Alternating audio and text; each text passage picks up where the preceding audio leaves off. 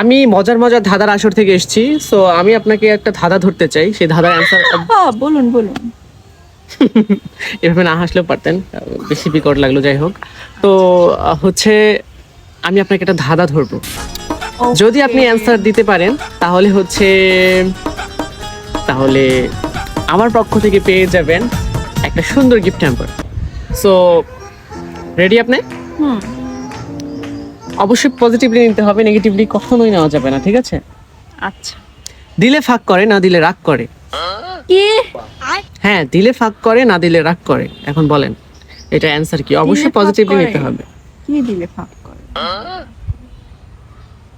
আপনি অনেক কেমন জানেন না কোশ্চেনটা। আমি অ্যান্সার দিয়ে দেব।